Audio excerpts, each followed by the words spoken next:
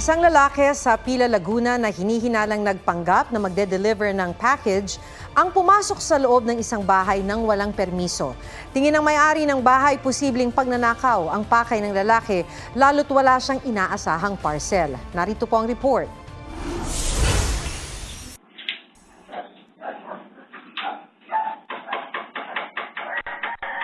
Kuha sa CCTV sa isang bahay sa Pila, Laguna nitong Martes ang lalaking ito na kumakatok. Balot na balot siya kahit tirik ang araw. Nang walang sumasagot, lumabas ang lalaki sa gate at may kinuhang kahon sa isang nakaparadang van. Walang kaabog-abog na pumasok ang lalaki sa bahay. Sa loob, dumampot ng tsinelas ang lalaki at tinataboy palayo ang aso hanggang makarating sila ng kusina.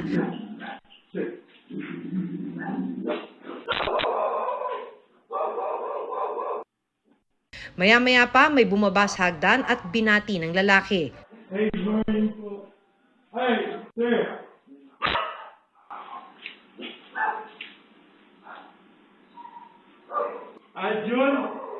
Ang lalaki biglang binitbit ang kahon at nagtaas ng boses. Kanino po ako natawag? At saka umalis. Tingin ng uploader na nakatira sa bahay, nagpapanggap lang na delivery rider ang lalaki. Wala naman daw kasi silang inaasahang parcel na ide-deliver. Posibleng pakay raw ng lalaki na magnakaw. Katok na po siya ng katok, tapos sumisilip po siya sa bintana. Then after po nun, nung wala pong lumalabas, yun na po yung pumasok siya sa bahay namin. Very alarming po siya sa part ko kasi first time pong may nangyaring ganun na dire-diretso po sa bahay na parcel driver. Suspetsa niya, natiktikan sila. Ay, yung katapat po namin na bahay, sinagot niya po na meron tao. Tapos yung sa kabila pong bahay, nakausap niya po yung pamangkin ko. Ngayon, ito pong pamangkin ko, nakapag-drop ng name. Na ang tanong, kanino po ba yan kay Kuya Aljun? Ganun po. So, ang sagot po ng rider, opo kay Aljun.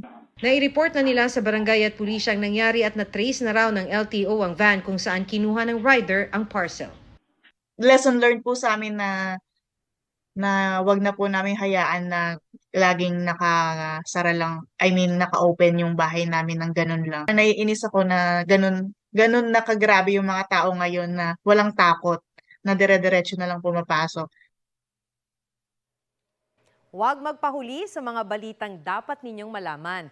Mag-subscribe sa GMA Integrated News sa YouTube.